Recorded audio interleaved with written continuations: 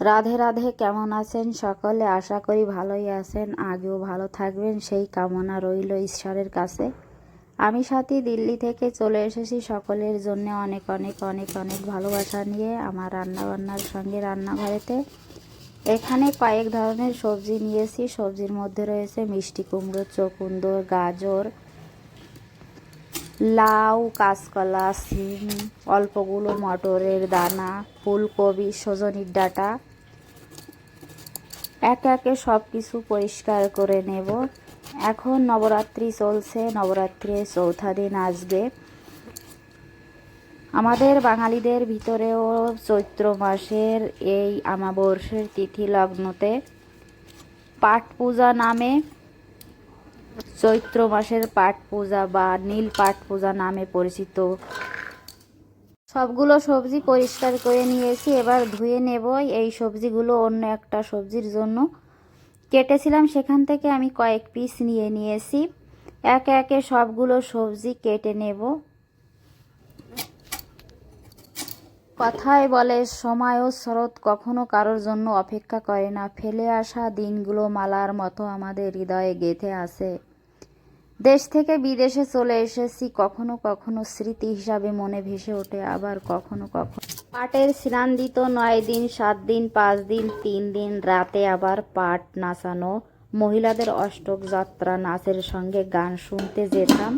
এবার কাঁচকলা আলু কেটে জলে ভিজিয়ে রেখেছি। সাবুদানা 2 থেকে 3 বার পরিষ্কার জলে ধুয়ে ভিজিয়ে রেখে দিলাম।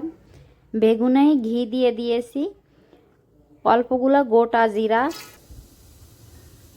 কাঁচা লঙ্কা চুল,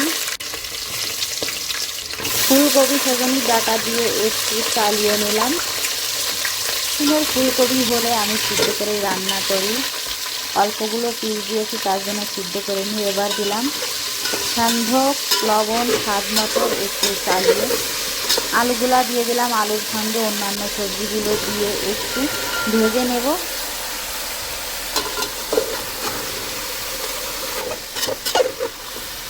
গ্যাসের আঁচটা তেজ রেখেছি। এবার 1 চামচ কালি মির্চি পাউডার দিলাম, একটু চালিয়ে নিলাম। চালানোর পর পরিমাণ মতো জল দিয়ে দেবো, জলের পরিমাণটা বেশি হবে।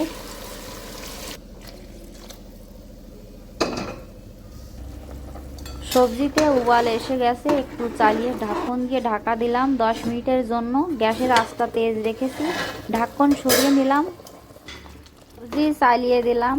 এদিকে সাবুদানার জলটুক ফেলে দিয়ে সাবুদানাগুলো সবজির ভিতরে দিয়ে দিলাম। আজকে রান্না করছি সবজির সঙ্গে সাবুদানা দিয়ে, সাবুদানার খিচুড়ি একটু চালিয়ে দিলাম, আবার ঢাকন দিয়ে ঢাকা দিলাম, ঢাকন সরিয়ে নিলাম। এবার দেখা যাচ্ছে খিচুড়ি গাঢ়পন এসে গেছে।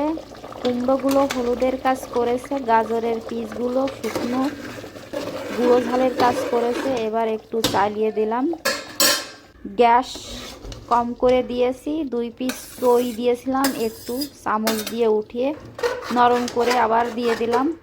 এবার গ্যাসের আঁচ বন্ধ করে দিয়েছি। সাবুদানার খিচুড়ি তৈরি।